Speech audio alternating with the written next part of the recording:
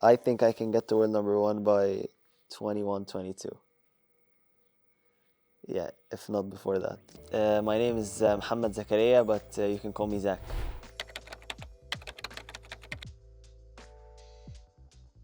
So I started the season at a world ranking of 62, I think, right before the Egyptian Open. And I think it all started in the British Open when I came through the qualification. Had some tough matches in the qualification. Against the toughest match was against another Egyptian, Ziad Ibrahim. I think that was the turning point for the season because I noticed how I was always on the defensive side or waiting for something to happen, and I think that's when I just put an end to it. Maybe not as much, but I put an end to it. I was like, I'm gonna change this mindset, and I think that's when it all started to change, trying to take things into my own hands and not waiting for something to happen. I had the goal of breaking the top 20, and I always felt it was close, even though I was maybe 62, 65. It's quite far, like 40 something spots, but I knew it's doable because I know my level is there. It was just about how consistent I can get in these tournaments. So it's like there are some specific wins. I think number one was China Open against Dimitri. That was a very good match for me, and I think it also gave me another boost. But the highlight of the whole season would be Tarek's match in El Guna. That was a clinical performance for me, and I think it really made me realize that I'm there inside this position and I can be there, and my level can take me there. And so if you were to ask me what's the performance of the season, it's that one.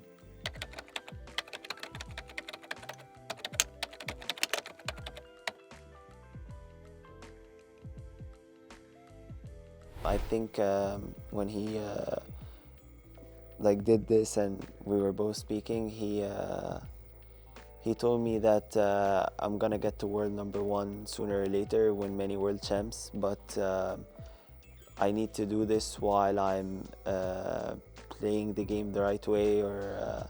So it was all movement stuff. He was talking to me about being liked by everyone on tour and having like this good good impression from everyone and being liked by everyone, and try to not have any problems with anyone and focus on just playing my shot or whatever.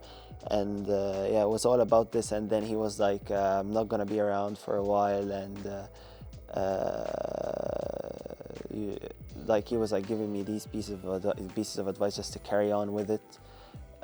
So I took them, and I kept thinking about them, but yeah, it felt like Tarek is like, he's obviously like a figure in the sport, and so coming from him, of course I have to listen and think about what he said, because of course he tried to really advise me in it, and I tried to take the good stuff out of it and put it to work.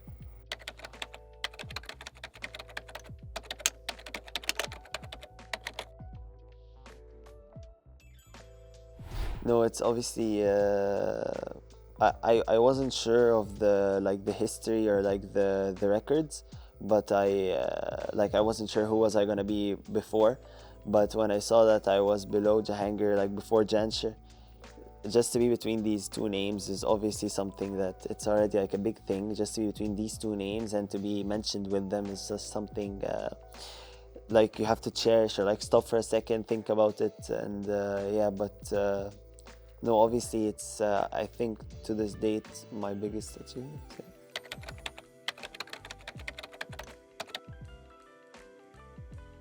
Yeah, so I have two. First one was against Yao in China Open. We were 1-1 in games, and I was 8-3 up, and I bottled that. Don't know how, but I just did. And I think I was very pissed off after this match. I kept thinking about it a lot, and there was no live stream, so I couldn't watch it again. So it sucked, and I was really mad. I was like, I want to watch this, know how I lost it, but I just couldn't. So this was a very bad one. And the other one would be against Mo in World Champs. Obviously it's very bad for me, but at the same time it was hugely impressive from him. He showed why he's definitely been a beast of the sport, or like a legend of the sport, and he's been world number one for what, 50 months, right? So yeah, it was. I was bad. I was mad from my performance, but at the same time, I had to look at how good he was, and but I just didn't like how I lost in three.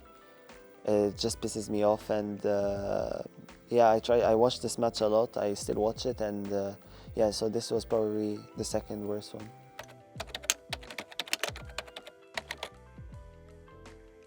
Yeah, so top five, I would say, if I'm going with the same projection, or even maybe even I sparkle higher a little bit, I would say it would just take me like the next season, and maybe a little bit of the one after, because it's all about really results. It's like playing 3 tournaments in a row, and like making finals or like semi-finals of platinums in a row.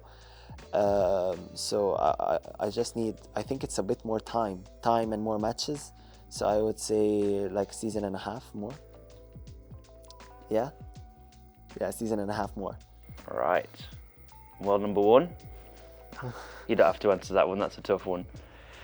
But Yeah. let's give you a slightly easier Age. Easier What age question. would I get at world number one? Yeah, if you want to guess. Yeah, We so can reflect on it in a few years' time. Yeah. So I think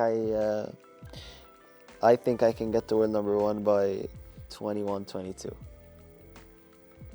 Yeah, if not before that.